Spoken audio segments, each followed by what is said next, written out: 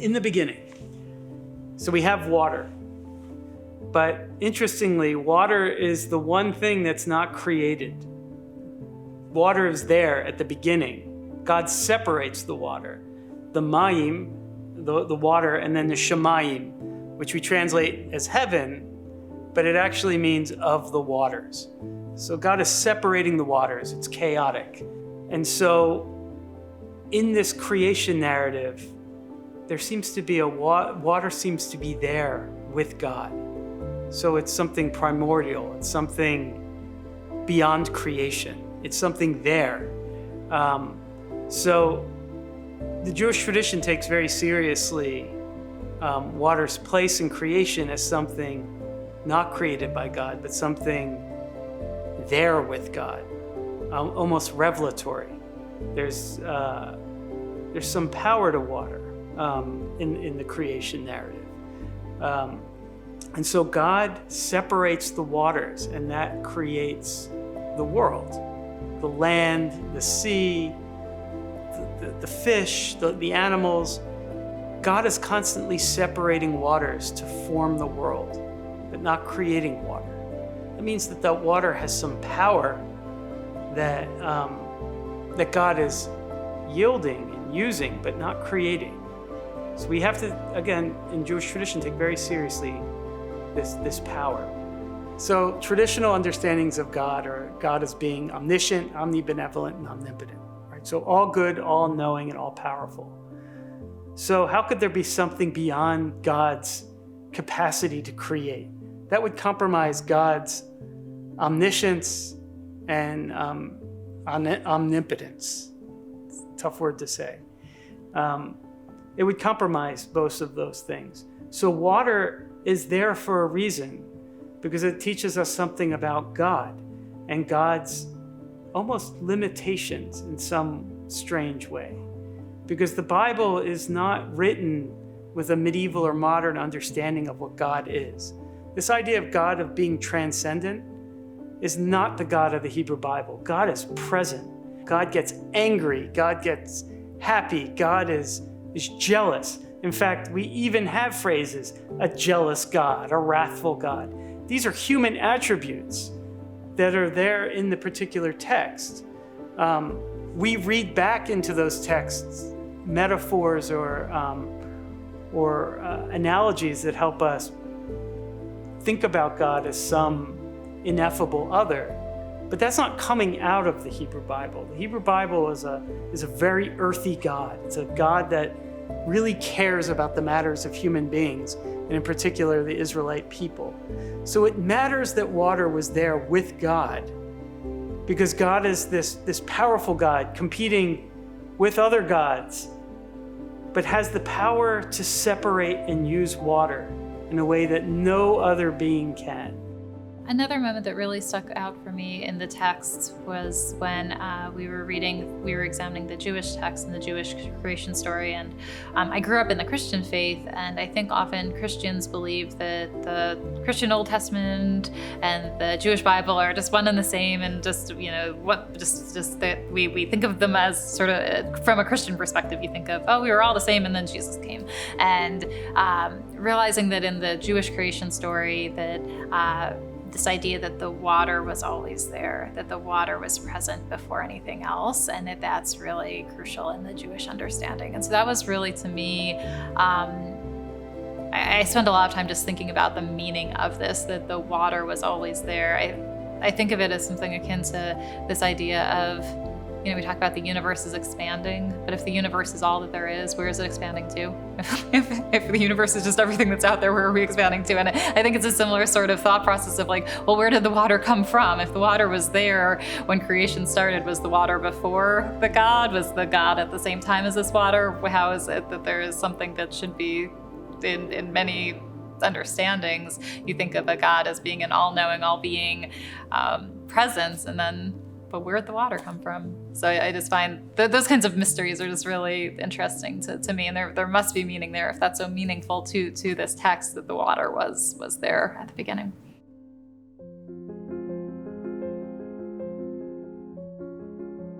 Jewish tradition is not the Hebrew Bible alone, what we call the Tanakh. the Torah, the prophets, and the writings. It's also the rabbinic tradition. So the Talmud, which is the oral law that was written down and then commented upon for generations, and then the Midrash, which are classical interpretations of Hebrew texts. You can't have one without the other.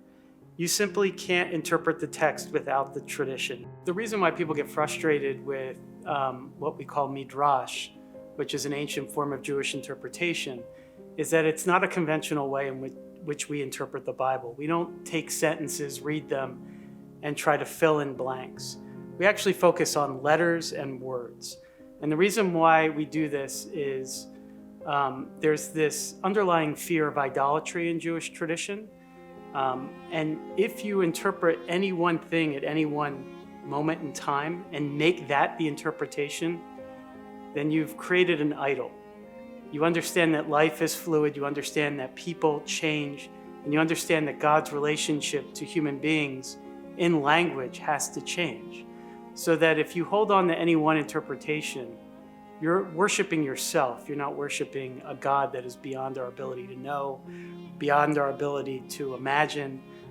It's not the ineffable God that we worship or think about. So when we do interpret text, we take seriously what we call black fire and white fire. The letters themselves are written with black ink, and then there's white space in between them, which means that there's a lot that can come out of those particular interpretations that are meaningful, that in fact are, in some cases, divine. So that when we interpret the Hebrew Bible from the very beginning in Genesis, what we find is that it's not in the beginning God created the heavens and the earth, which becomes this normative statement about how the world came into being.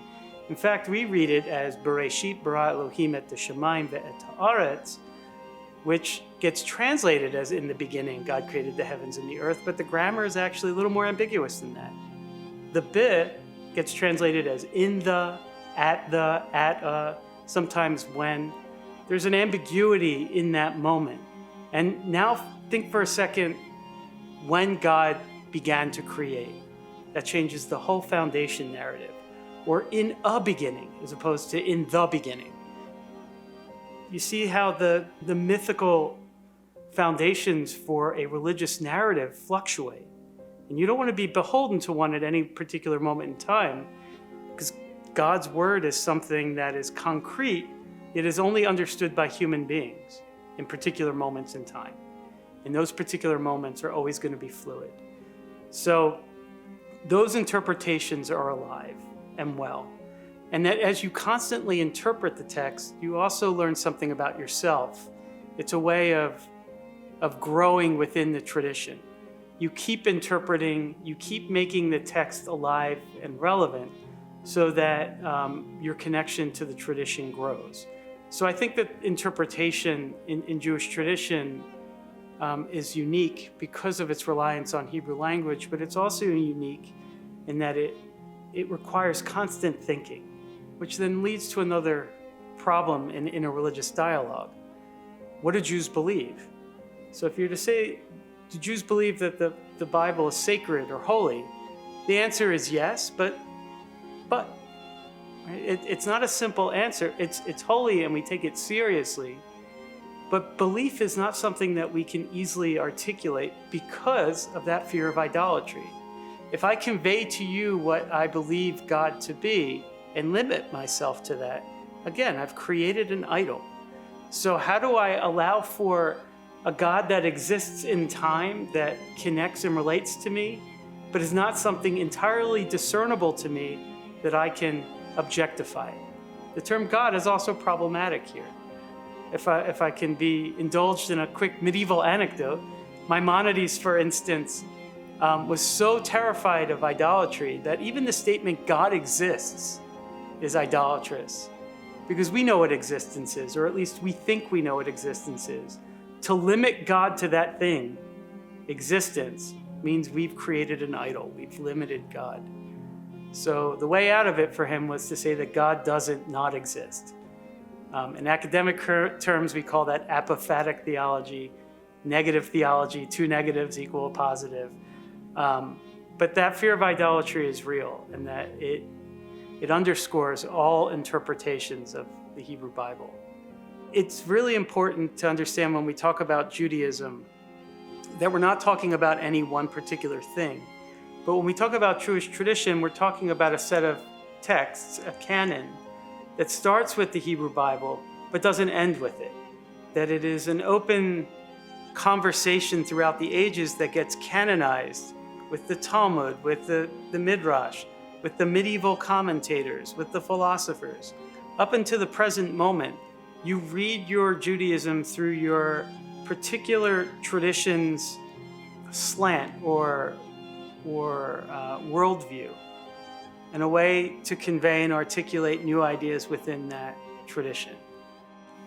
I wasn't really familiar with Judaism, and the scholar Ben gave me a lot of insight, not only to the text, but the annotation of the text and how you study the text.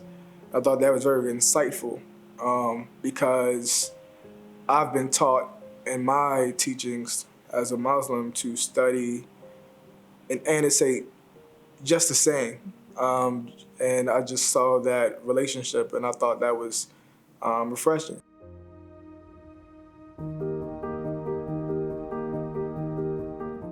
I think why it's really great for the Jewish tradition to focus on water justice in Baltimore City is that the three seminal moments in the narrative of Jewish identity includes water.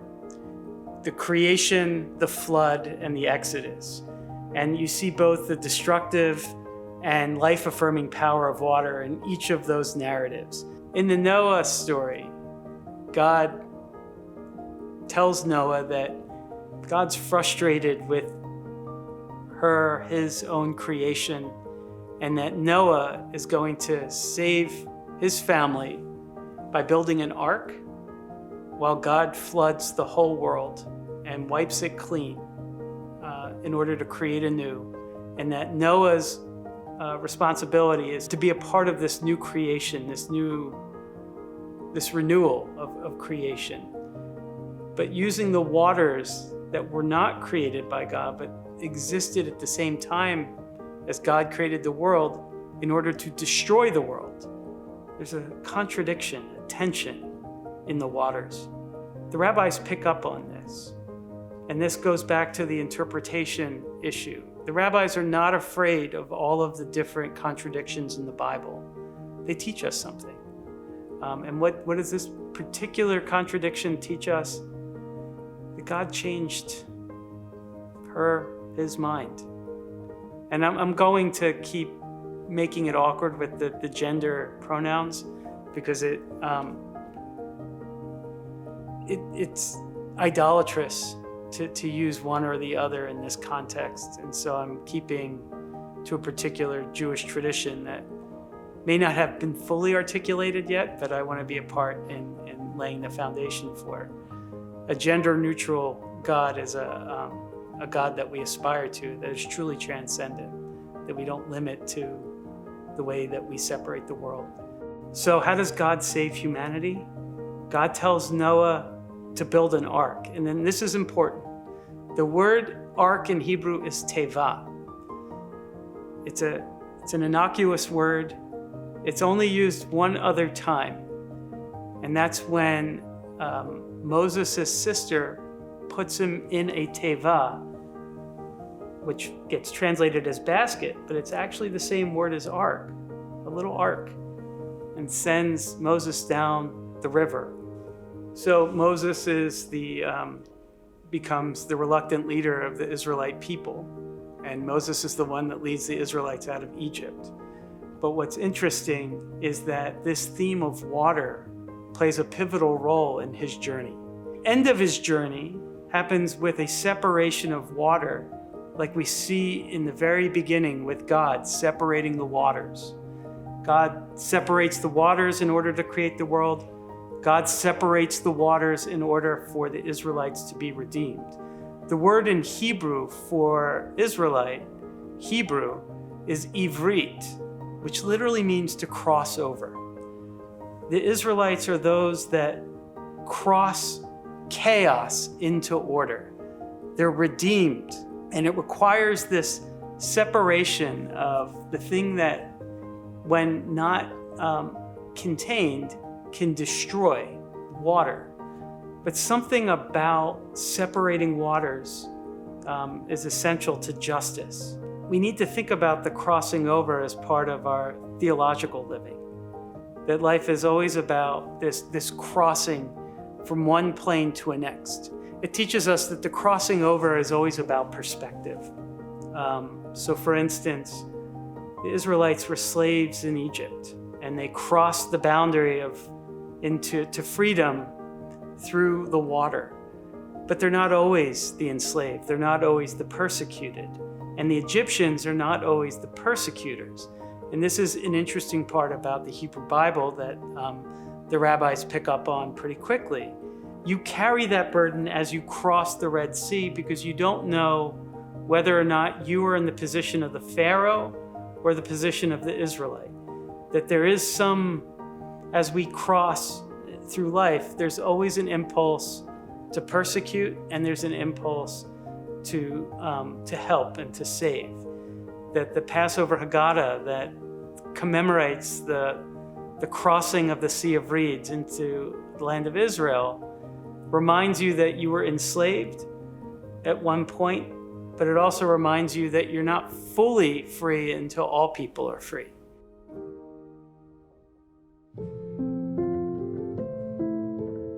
God owns the world according to the 24th Psalm. And it should stop there. But in the 115th Psalm, God gives the world to human beings. So human beings own the world. So we have a contradiction in the Bible. Who owns the world, gods or human beings? In the Talmud, they reconcile this contradiction by saying that once you make a blessing for anything in this world, then it becomes yours. But if you don't bless it, it belongs to God. And it's an understanding of God's providence. It's not true ownership. Think of it more like leasing. You see an apple on a tree, you pick the apple off the tree and you eat it. In that moment, it's yours. If you bless it, it's recognizing that it doesn't belong to you. But you can have it because you're recognizing that it's all part of God's plan and God's creation, and you're recognizing that it's there for you only because of God. The interesting thing is, there's no blessing for water. We recognize the sacrality of water in that it is independent of our ownership and is even independent of God's ownership. It has something unique and special in that it is the source of all creation, but that both God and human beings don't create it, don't own it. One of the things that resonated with me was the idea that something is not beneficial in the earth for human beings to benefit from unless there is the blessing that is pronounced by the human being and the blessing to God. And when I went and did my own personal research, I found that the Hebrew term was not just a, with God's name or, just something. It was more of an acknowledgement of the role that the Creator has played in making something available to you as a human being. And without that acknowledgement, you're not able to truly benefit. Human beings are not able to truly benefit from what is on earth. And so I thought that acknowledgement in Judaism, which is the tradition with which we began, is the foundation for establishing justice on earth, in particular with regard to water justice and across the board, but with water being a resource that is critical for life.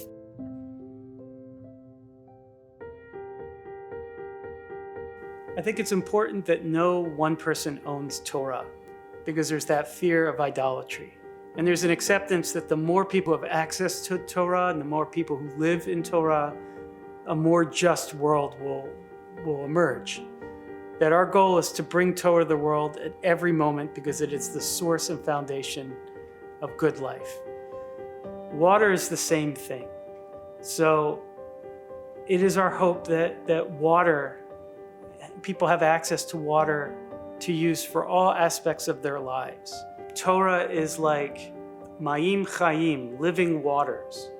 Just like water can't be contained in any one thing to be what it is, we also, or I should say, just like water is chaotic and left on its own, it takes the vessel, it takes the form of the vessel you put it in.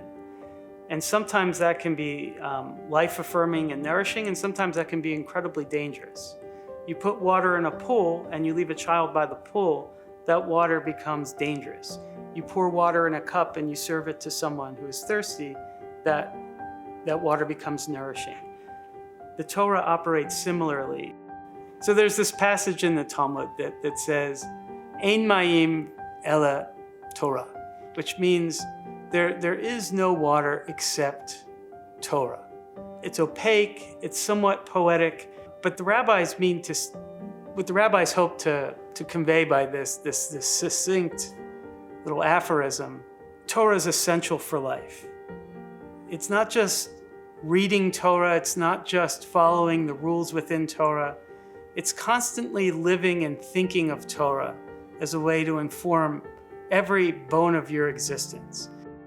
I think that the Jewish conversation moved me the most around the Torah being water.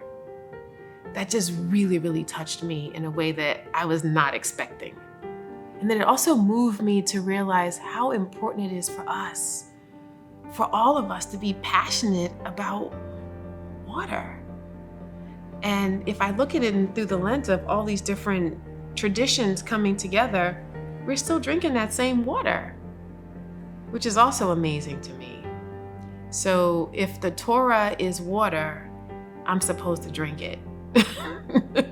I'm supposed to dive into it, swim in it, and also recognize that water is always changing. Like it's the same, but it's always changing. And so I was able to dip into there and then dip into some of the Christian teachings through a different experience, a different lens, and to really respect, even deepen my respect for all of them.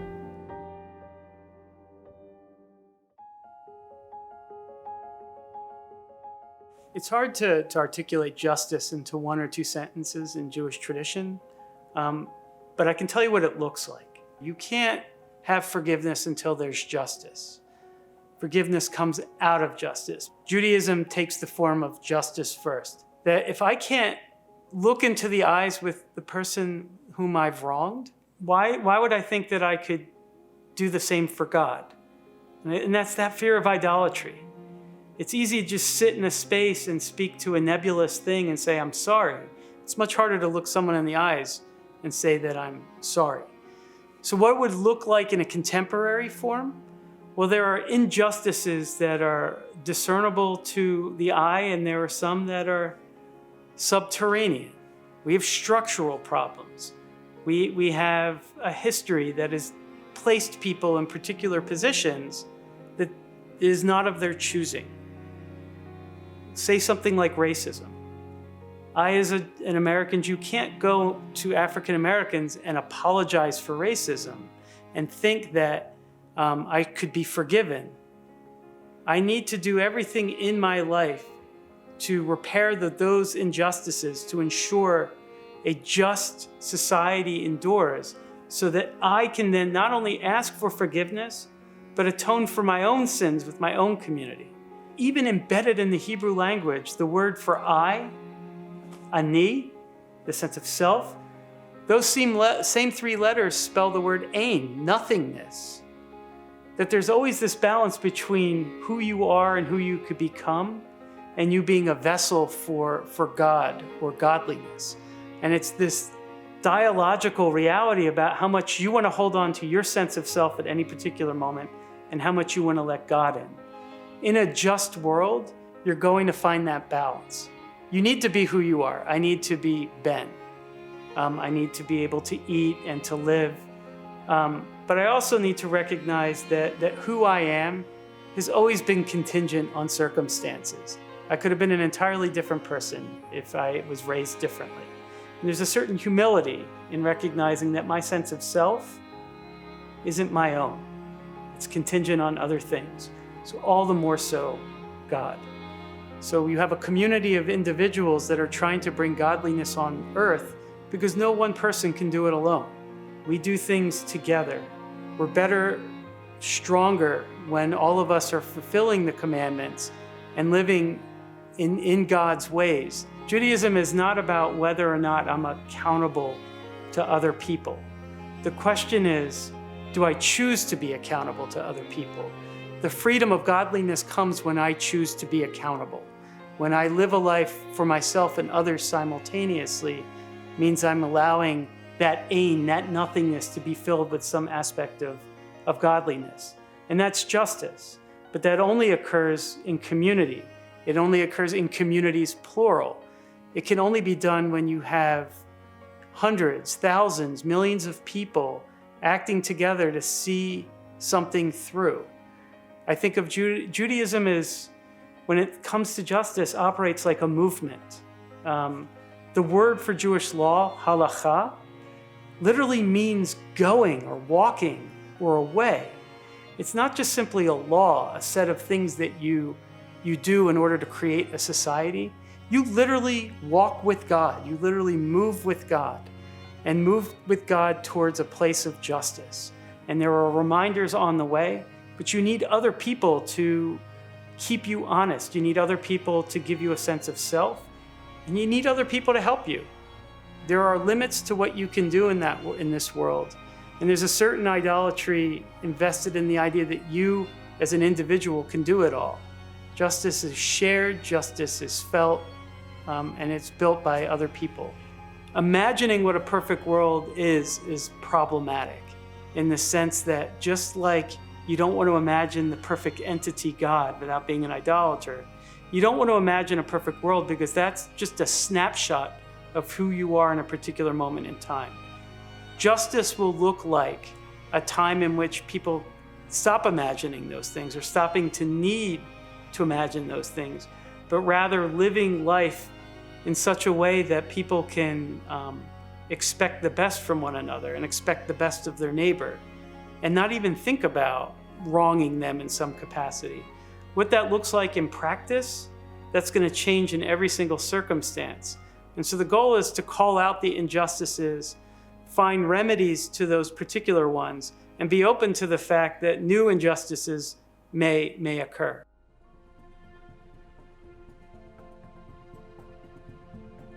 I think water justice is very critical to any discussion of justice in Baltimore when it comes to the Jewish tradition. Because water is something that existed at the time of creation and that no human being can own, we run into the problem of the commodification of water and the distribution of it based on people's economic resources. So if you're rich, you obviously have more access to water. We run into real problems in Baltimore because a number of our residents live under the UN standard for poverty when it comes to how much they spend for water compared to their income. And it's unjust. But the problem is already that we have an unjust way in which we distribute water. Somebody owns it, some entity owns it. It's not something to be owned, it's something to be harnessed. Just like when I take an apple off a tree and bless it, it's a recognition that it's not entirely mine. All the more so with water. It's none of ours individually, it's all of ours collectively. We need to think in terms of community. If one person doesn't have equal access to the water, then we're not living in that just society. We have in fact continued in the line of Pharaoh, because we know a just society, or at least we start to know what one might look like when everyone has access to the most sacred thing in existence. We continue in idolatrous ways when we decide who does and who does not get water. Without water, we do not exist. Without water, our environment does not exist. To me, that establishes a sense of urgency on the part of those who are interested in justice, whether it's criminal justice, whether it's environmental justice, that there are certain things which are critical to our existence. And if that thing is critical to our existence, then we cannot commodify it. To take those perspectives, to think about water in terms of being here when God said, let there be, and then applying that kind of thought to our work. So like when you are thinking about, so we do violent crime, we work on violent crime work in the ceasefire, and just thinking about the idea that somebody deserves to live no matter what they did or how crappy a person they are. And I think the discussions that we had led me to more of that space where, ceasefire, you could be, we do those sacred sevens sometimes where we go and, well, all the time, where we go and bless whatever murder space is in the city. There have been times when folks have gone and blessed the murder space of a victim, and then the next week on the next corner gone and blessed the murder space of the perpetrator of that previous murder. And the community hurts just the same. I think what I learned in this space was very much so relevant for the work that I take into that space, and just having that thought of like, you deserve water, you deserve air, you deserve life, like you deserve to live. And it shouldn't be up to man whether or not you have access to those things, because they aren't ours to give. No matter what tradition you follow, they aren't ours to give.